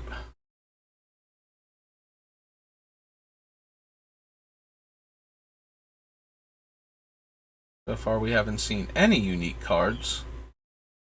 Scare Tiller came from something else. Pretty sure so did Scythe Claw. I think it was one of the other commander sets though. Creature deals combat damage to a player. That player loses half their life rounded up. Soul Ring, Spore Mound. Were all the unique cards gold? Why have we not found anything yet? There we go. Trove Warden. Vigilance, Landfall, exile target permanent card with converted mana cost 3 or less from your graveyard. When it dies, put each permanent card exiled this way onto the battlefield under their owner's control. So, nope. For the wilds, there's Whispering Dagger. Deals combat damage to a player. You may cast a creature spell from that player's graveyard this turn. You may spend mana or mana of any color to cast that spell and equips for 3. Nope. Those were literally the only 2 cards. Everything else was a gold card, or there wasn't even a unique green card. I could have sworn the deck was white, green, red, because I think that's where all the green cards are coming from. And there was not a unique green card in this entire set. Was it really just the commander, the white card, and the red card? Like, I'm not seeing anything, but I genuinely cannot remember what the unique cards were from this set. Keeper, no. Inspiring. Harmonize. Vertilid, Beanstalk, Far Wandering, Sage. Embodiment of Insight was... Oh, maybe it was... No, the embodiment was from one of the other Zendikar sets, I think. Like, there was a green one and a red one from that set. So, yeah, I don't think that's it. So, was there really not a unique green card in this entire set? Was it a red-white deck then? No, it can't be, because there are green cards all over the place. So, there had to be a green commander for them to exist. Huh. Alright, fine. Be that way, Zendikar Rising. Commander set. I don't care. And that's it, right? Zendikar Rising. So we just need to go back and do Dominaria United now. And Dominaria United Commander. Okay, fair enough. And then we can do deck building next time. Like, actual building as opposed to searching up all of the cards. Figuring out if they want to go in. Can't run that. Oh, that's super helpful. Put the Ajani with the Phyrexian text as the one that I get to see. Thank you so much. Alright, let's click on him real quick before I dismiss him, because I don't think I like any of his abilities. Top card of your library. If it's a creature or planeswalker, put in your hand. Otherwise, you may put it on the bottom. Put 3+1/+1 counters among creatures you control. They gain vigilance. And whenever you cast a creature or planeswalker spell, target opponent gets 2 poison counters. Yep, didn't think so. Look at an opponent's hand, then choose any card name. Spells your opponent's cast with the chosen name cost 2 more. Activate abilities of sources with the chosen name cost 2 more to activate unless they're mana abilities. Can't run the Wrath Angel, don't want any of these. Menace, sacrifice another creature, put a 1/1 counter on each creature you control. No. No, no. Can't run it. No, no. Gains Death Touch and Indestructible. It's a 2 mana trick. No. No. No. Oh, deals combat damage, or deals damage equal to its power. Right, it's the fight effect, as opposed to the fight effect. Don't care about defenders. Don't need menace. Our thing is always going to be 3 or less for this. You may sacrifice an artifact, creature, enchantment, land, or planeswalker. If you do, each opponent may sacrifice a permanent that shares a card type with it. For each opponent who doesn't, that player loses 2 life and you draw a card. Huh. We could very easily get into a position where we have some number of enchantments we don't mind losing. Also, if we can get Braids and Myrkul together, Braids can become an enchantment herself. Probably not. Yeah, it's probably not. We're more focused on the combo engine than anything else, and Braids is okay, though, because we might get to draw multiple cards from her, but it's a might. But if we're not drawing cards, then everybody is losing stuff based on what we got rid of. I don't know. Does not seem great. But it feels like it's going to be more fun than good type of deal. Deals combat damage to a player. Put X/1/1 counters on this creature. Or on target creature you control, where X is the number of basic land types among lands you control. I have not seen this card show up in Limited at all. And I also forgot it existed from the spoiler list. I don't think I opened one either. Like, I don't think I have this card after 3 boxes. -2, -2. No, can't do that one. No, no, can't do that.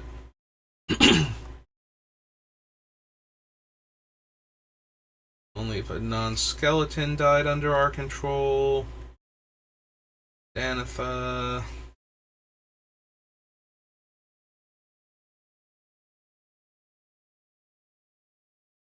Can pay white instead of one of the white mana symbols on our permanent spells. And when we cast a white permanent, we get a 1/1 soldier token. Again, if we were doing more aristocrats nonsense, I might be in for that one. Being able to make our spells cheaper and make 1/1s when we cast spells, like, preferably token making creatures. I'd be in for that. Black Defiler is even less impressive. And the green one is good for go wide strategies, which we're not doing. Gets -X, where X is 1 plus the number of basic land. So, at its best, it is Languish. And we don't have enough control over when it's different from Languish to actually be able to use it properly. Exile it from your graveyard. Return target creature card from your graveyard to your hand. Enters the battlefield under your control, gain 1 life. Another creature you control dies, opponent loses 1 life. Aristocrats, not gonna make it for us though. Let's trample, kicker. So Evolve Sleeper works like the other ones I pointed out, where we can activate its ability and it will become a 2/2 human cleric. It will still be a token is the problem. So that won't actually help, like we won't be able to get it back again later. But we do get to use it again as a creature if we wanted to, and we can, once we've spent enough mana, we can start paying life to draw cards and put counters on it. I don't know that that's good enough, and it's probably not. It is a fun trick, though, that Myrkul can do.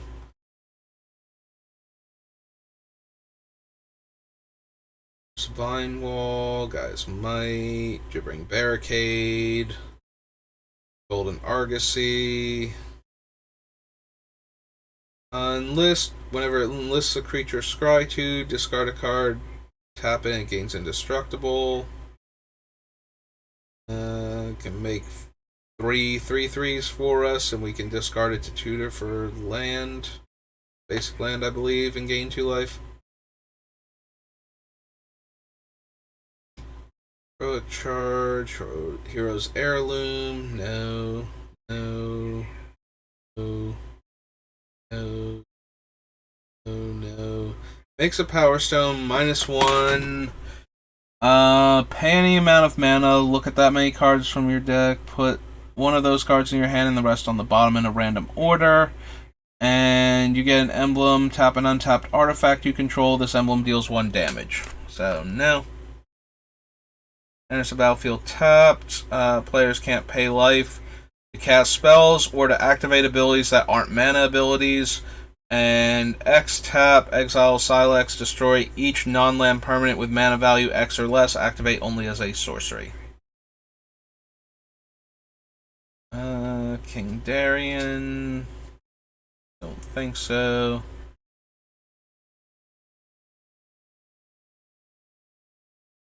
Yeah, if we were going to reanimate the tokens, I'd be a lot more interested in King Darien, since he'd be able to save our stuff from a lot of removal twice. That isn't like Farewell or something of that caliber. Gain life, gain that much life, +1. Opponents can't gain life. Cares about elves. Take Lily before, so we're not going to now. 4/3 Reach Trample. Tap, add 1 mana of any color. Tap target land you control becomes a 3/3 elemental. With haste until end of turn, it's still a land. Activate only as a sorcery. Nope. Love Song. All of these. Can't cast that one. Well, can cast it, can't run it. It has blue in the kicker cost. That. If a creature opponent controls would die, exile it instead. When you do, create a 1/1 Sapperling. Sack 1 Sapperling to give it +2/+2. Sack 2 of them to draw a card. Nope. Don't have anywhere near enough Sapperling shenanigans going on, synergies for it. And I don't really care about exiling our opponent's stuff, even if we're not going to run the cards that let us steal them. So, like, if I want to exile stuff, I'm just going to eat it from the graveyard for the most part. And that will be enough in 99% of scenarios. Don't her. This. Passed on Rager before. That one. Warhorse. Tap, add 1 mana of any color. Spend this mana only to cast a legendary spell. Tap, add 1 mana of any color among legendary permanents you control. And 3 tap, exile it. Target legendary creature gains hexproof and indestructible until end of turn. Not quite Command Tower for helping us fix mana, and I don't think we need it when our commander can already naturally be indestructible. And we need like 3 mana and that thing to be untapped, so it's functionally 4 mana to give Myrkul hexproof. Seems a bit much for what we're doing. Power and toughness equal the number of creatures you control. If 1 or more creature tokens would be created under your control, you can get a 1/1. So, not quite as good as Chatterfang. And I don't think Chatterfang made it. Maybe he did. I don't remember putting him on the list. Beast Caller, we cast a creature spell, gets a counter, dies, gets to put counters equal the number of counters it had onto other things.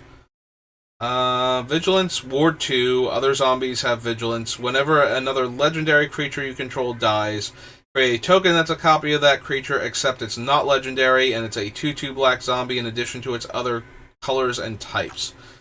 So, Radadrabik is interesting if we have enough legends, but I don't think that we actually do. Like, most of our cards are not legendary. I do have a handful of legends. So the biggest thing about him is that his zombie token and Myrkul's token get to coexist. And one of them is a creature and the other one isn't. But yeah, with that being the only thing that works in his favor, and we're not running a ton of legendary creatures, I don't think we need Ratadrabik. We'll see how many legends we wind up with. We might come back and reconsider playing him, but we do need more legendary permanents in the deck to care about him.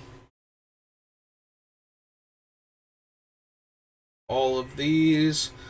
Once during each of your turns, you may play a land from your graveyard or cast a permanent spell with mana value 3 or less. If you do, it gains when this permanent is put into the graveyard from the battlefield, exile it, and you gain 2 life. I don't know that that's quite good enough for what we're doing. Like, if it dies before Myrkul gets out, like the new version of it dies before Myrkul gets out, then we don't get to make the token copy of it. So we run the risk of losing one of our combo pieces if I'm doing, like, you know, the O2 Devoted Druid or something. And we have other ways to get our stuff back that doesn't put it at risk for getting exiled that way, so I think we're good there. Another creature with power 2 or less enters the battlefield under your control. Put 2 1/1 counters on that creature. That...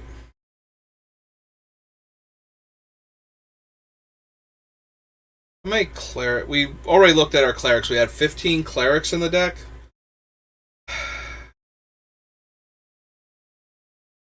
What black creatures am I tutoring for then becomes the question. If we have enough interesting black creatures, like high enough casting costs that it's worth tutoring them onto the battlefield with this guy, I might come back and reconsider him. We don't really care about new Sheoldred for this deck. Like, yeah, she's annoying, but when we win, we're going to combo kill our opponents, and it has nothing to do with card draw on either side of the table, so... kicker cost white and 2, return target creature from your graveyard to the battlefield, and that's already 4 mana. Gain life equal to that card's converted mana value, otherwise you lose that much life. So 4 mana to reanimate it, and we would have to spend another 3 mana to not suffer the downside on reanimate. So, don't think so. Cast a creature spell, we get to choose one of his things. Destroy target artifact or enchantment. Top 5 cards, put a land from among them onto the battlefield, tap, rest on the bottom, or gain 4 life. He's good, but very generically good. Not doing anything that our deck actually needs. So, we can just keep on moving on. Take up the shield. Battered Apparition. Terra Sunder is 4 mana, exile target permanent, target non-land permanent. So it's basically a green-black version of Utter End, which we are already considering. But it can be cheaper, it can go down to 2 mana if we just want to hit an artifact or enchantment specifically that turn. And Mortality Spear doesn't exile, it just destroys, and can go down to 2 mana if we want to, if we gain life rather than based on what we want to destroy. English, please. So this is Dominaria United. And Tear Asunder. Yeah, we should at least consider if we're considering all of the other ones that are very similar to it.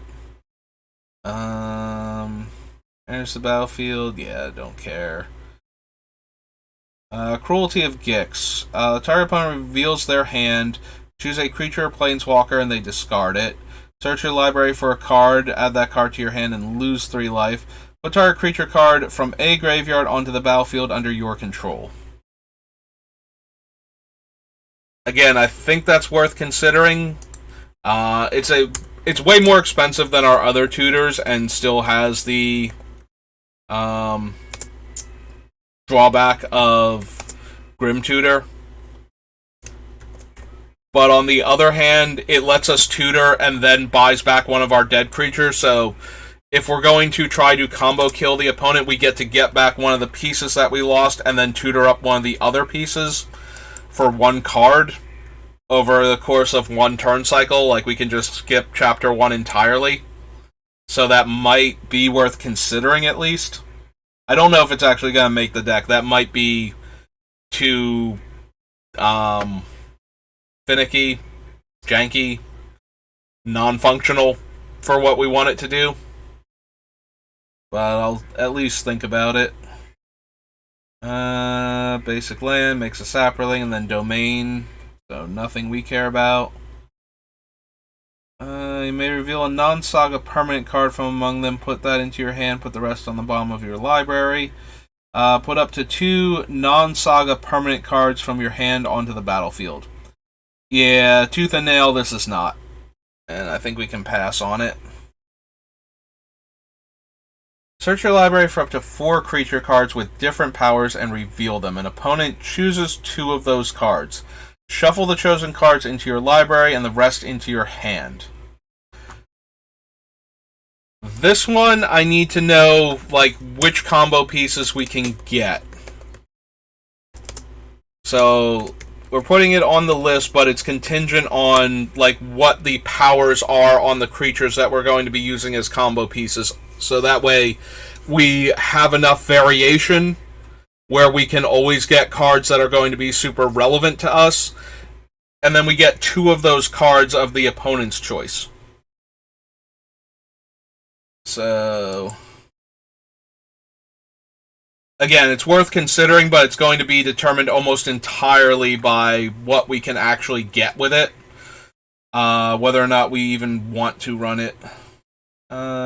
Choose another creature you control. The chosen creature gets +3/+3 and has flying. When Pit Lord leaves the battlefield, sacrifice the chosen creature. Can't run the Lurgoyf. Return target creature card from your graveyard to your hand. Gain 2 life. If the spell was kicked, return another target permanent card from your graveyard to your hand. Black, green, and 1, get back a creature and then another permanent card and gain 2 life. Probably not, and I think we have enough ways to get back our stuff without that. Beginning of our turn, we surveil, and we can sack lands to gain life, and it has power based on our dead lands. +1/+1, exile from the graveyard, put a 1/1 countering soldier. Run that. Defender deck. Has 4 more counters on it. It's a Phyrexian creature. Whenever a creature you control dies, put a counter on it. Then draw a card if it has 7 or more, otherwise scry 1. Yeah, I think that's way too much effort to get a creature that lets us draw a card whenever one of our creatures dies. Like, we can already do that with other cards that aren't, like, 2 mana, eventually 5/5s, but in the meantime not, and in the meantime scrying, not drawing. Yeah, I think we'd rather just start by drawing cards. And Zaro Jonin. Okay. That just leaves the commander decks.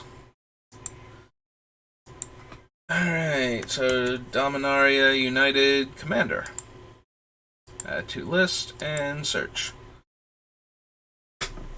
Most of the cards I don't think are going to go, like, even be able to go into our deck. One of them's a 5 color and the other one's Mardu, I believe. So that eliminates a bunch of cards we could be running. Flash.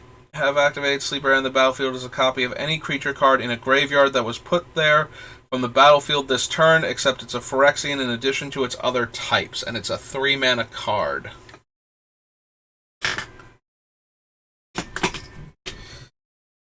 Also, by definition, right, card in a grave. Yeah, the card has to still be in the graveyard. So by definition, we don't have Myrkul out when we're doing this. So we're basically playing him as another copy of something we were trying to combo off with that died while Myrkul wasn't out, or where Myrkul got killed and then they killed that thing, and then we're still trying to go off. And I don't know that we have, like, that our combos will work that way, basically. The one thing is, we could theoretically let Myrkul go to the graveyard and have it enter the battlefield as Myrkul for 3 mana, as a backup Myrkul for the turn that we go off. Like, if opponents try and get clever about it, wait until our thing is about to die, or while we're setting up, and then kill Myrkul before our thing will go to the graveyard, so we can't exile it with Myrkul, then maybe. But then again, Myrkul has to die, and a lot of times Myrkul's going to get exiled, not die.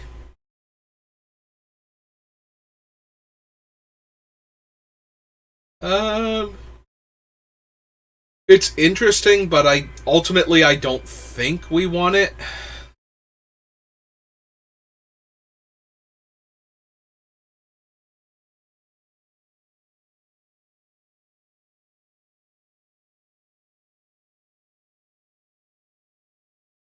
Worms you control get +2/+2 and trample, make a 4/4 worm. This ability costs X less to activate, where X is the greatest power among worms you control. Thank you. Skating Cataracts. Tower. That new artwork for Crumbling Necropolis, I don't remember it looking anything like that at any other point in time.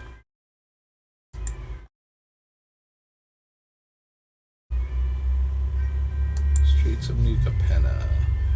Yeah, even in Streets it looked like it normally used to, so that's going to be new artwork for it.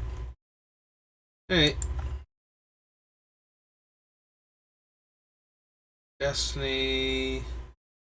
Doomblast.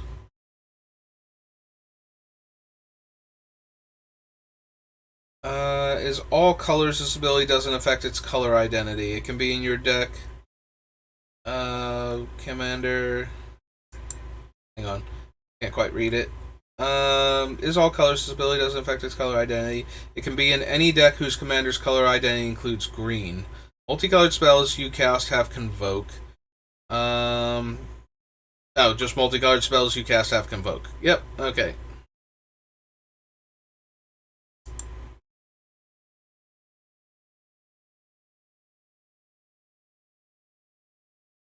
Flash.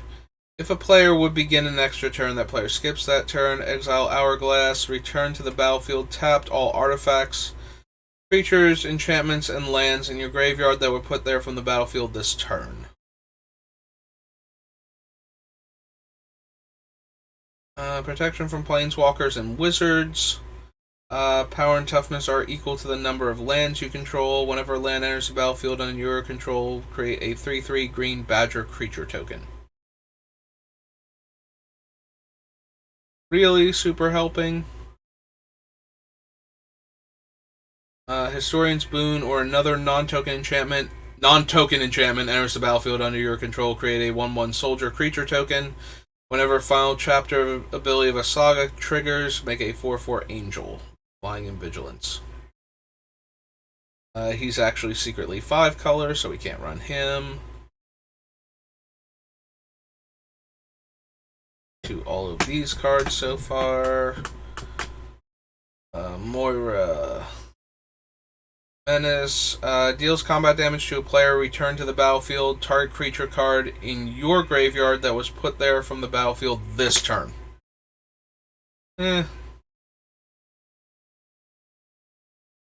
Roy. That's a different Nomad outpost, too. Like, all of these are, like, locations on Dominaria this time, looks like. Enters the battlefield, tap, add 1. Tap, add 1 mana of any color. Spend this mana only to cast a multicolored spell. Not what we're doing, so don't care. Oh, Opulent Palace still has the same artwork. Why'd the other two get, like, cool new artworks, and Opulent Palace is just like, nope, still the same old land? That seems kind of silly. Is that is new artwork for Primeval's Glorious Rebirth too, right? Like there was not a promo artwork with this thing. Return all legendary permanents. Yeah, we're not gonna run it, but yeah, it literally only has the one other artwork. Okay.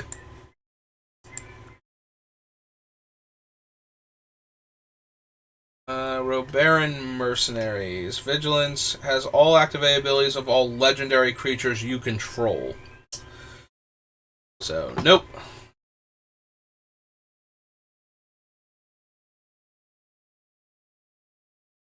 Thing on page 1. Page 2. New frame Sword of the Chosen. Enzo.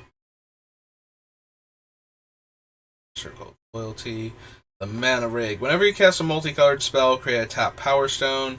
Triple X tap, look at the top X cards of your library, put up to 2 of them into your hand and the rest on the bottom of your library in a random order.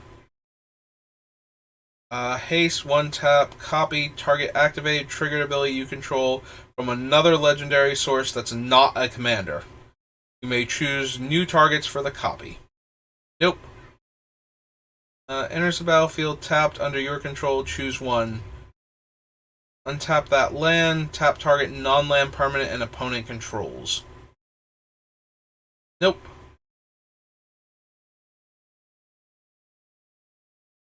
Flying Death Touch Lifelink activated. Whenever you activate an ability that isn't a mana ability, if life was paid to activate it, you may pay that much life again. If you do copy that ability, you may choose new targets for the copy.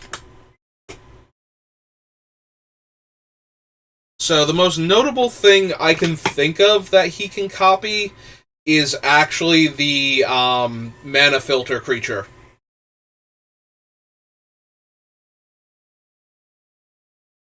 So it's black and pay 1 life to copy it. Or not black, it's black and pay 1 life to add 1 mana of any color. So if we're using, but we'd be using Carrick under these conditions anyway, so it wouldn't help. Like, yes, we could use him to copy it once, like we spend a mana, and we pay 2 life, and we get 2 black mana that way. But that's all we can kind of do with it, is we can turn 1 mana into 2 mana at the cost of 2 life. Until we have Carrick, and then we can go 4 life, add 2 black mana. So basically the same thing, except no mana invested. But I think once we're at that point, we're basically doing it, and I don't super care. Whenever you deals combat damage to a player, create a 2/2 white griffin token with flying. No. Where are the reimagined legends? Do they have their own list? What do they actually call that subset? Legends, Limited, Lorwyn. Let's go back up to Dominator United. Dominator United Commander. I thought it was called like Legends Retold or something. Is it Retold Legends? Is it under R? Return, Revised. Do they not have a list for these things? That's going to be super annoying if there's no list for them. I have to, like, find them some other way. Arena base set, Avacyn, Battle, Battle Bond, Prayers Born, Champions, Chronicles, Classic, Cold Snap, Commander, all the Commanders, Commander Anthology, Collection, Commander Legends, Battle for Baldur's Gate, Arsenal. I don't know why they're not listed under the Commander set. I thought they were associated with it. Ascension, Dominaria, Dominaria United, Dominaria Commander. Unless all of them contain one of the other colors? Is that even possible? That can't be right? There has to be one that's like... Yeah, there's at least one that's white-green. The one that led, like, creatures without game text gain other ability, like, get a buff from her, rather, because if they gained abilities, then they would have game text. These are all the dual decks. 8th edition, Eldritch Moon, Eternal Masters, Eventide, Exodus, Explorers, Fallen, Fate, 5th edition, 4th edition, all the From the Vaults, Future Sight, Game Night, Gate Crash, Gift Pack, Global Deck Series, Guild Kits, Guild Pack, Guilds of Ravnica, Mythic, Anthologies, Homelands, Hour, Ice Age, Iconic, Ikoria, Innistrad. Whoops, accidentally clicked off of it.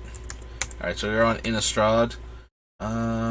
Innistrad, Invasion, Ixalan, Journey, Judgment, Jumpstart Historic, Kaladesh Remastered, Kaldheim Commander, 3 Neon Dynasties, Cons, Legends, Legions, Limited, Lorwyn, Magic Core Sets, everything that starts with Magic the Gathering, Masterpiece Series, Masters Editions, Mass, Mirage, Muradins. Modern Event Deck has its own thing, but we can't find the Legend thing. I know we can find them right now just by going back to the Magic main page and looking it up, but eventually that thing's going to get buried and we won't be able to see it anymore, and that's super, super annoying if they don't put it over here. Mystery Boosters, Nemesis, New Phyrexia, 9th edition, Oath of the Gatewatch, Plane Chase, Portals, Premium Deck Series, promo set for Gatherer. Alright.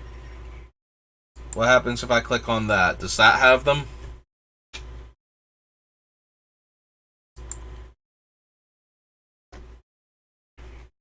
Arena. Alright, you got me. Oh, Avatar of Hope. That's weird. Dirt Coil Worm, False Prophet, more backwards cards. Oh, these are all pre-release cards. Giant Badger. There's Mana Crypt, Wrathy Assassin, Sewers of Estark. And it doesn't even have all of them either. I mean, we can go ahead and add Mana Crypt down here for the miscellaneous things, but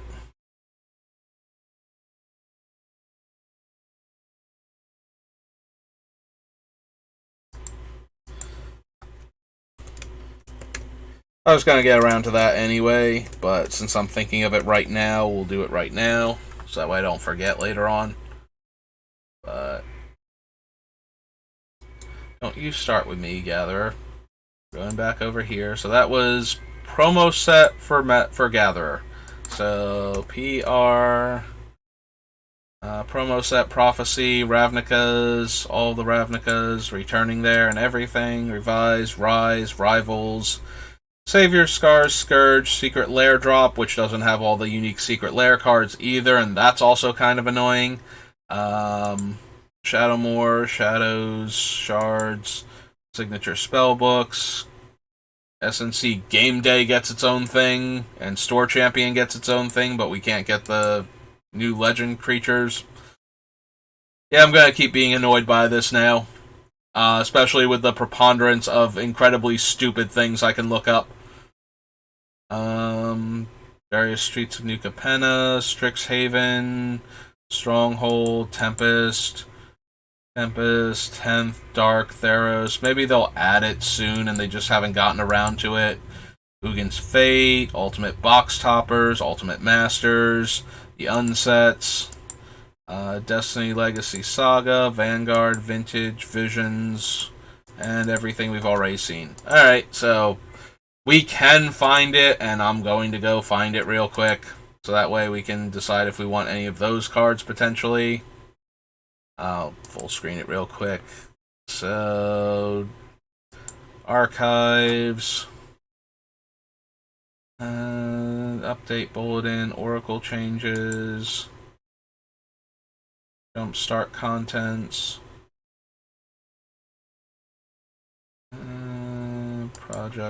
product delays, Dominaria United Commander Card Image Gallery. Right, that's them.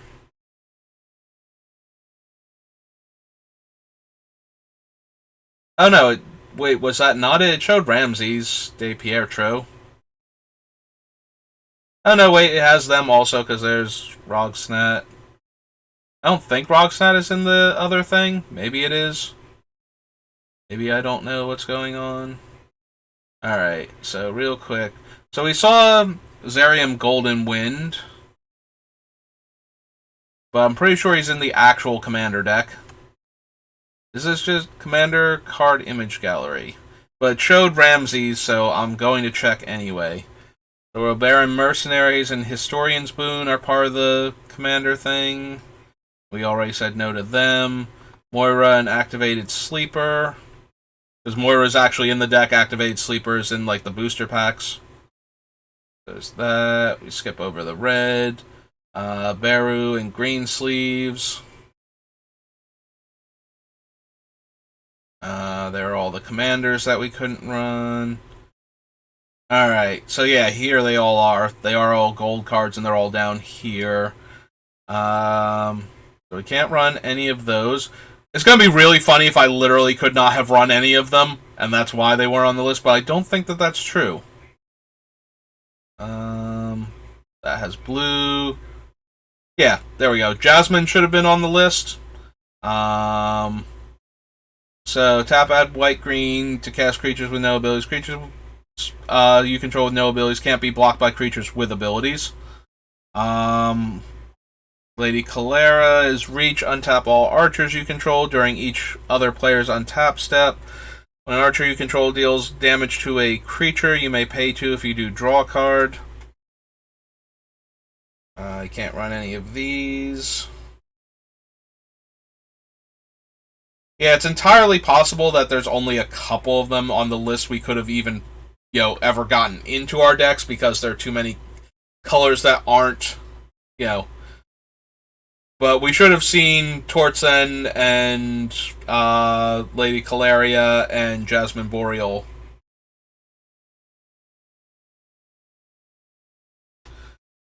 Founder Benalia enters the battlefield. Reveal the top 7 cards of your library. Put any number of creature and or land cards from among them into your hand and the rest on the bomb in any order. And when he dies, create 7 1/1 soldier creature tokens. He's a 7-drop is the only issue.